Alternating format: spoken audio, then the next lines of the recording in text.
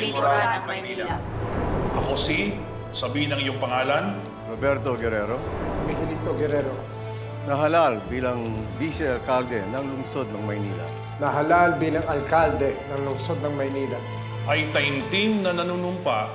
Ay taimtim na nanunumpa.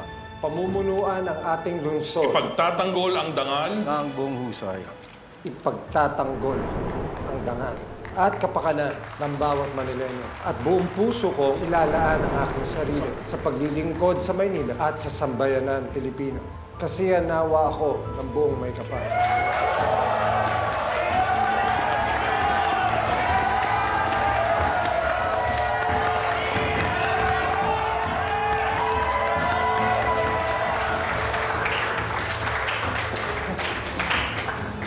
Napakalaking karangalan po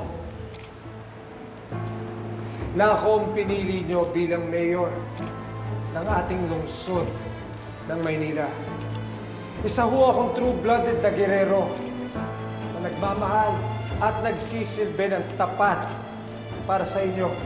Ang layunin ko po ay ituloy ang gobyerno Guerrero na minana po sa magaling kong ama na ngayon naman ay aking Vice Mayor na si Roberto Guerrero.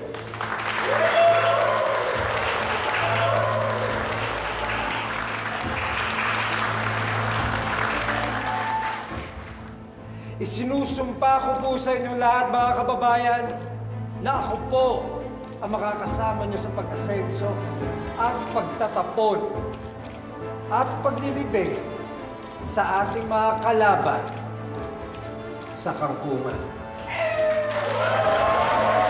Maraming salamat!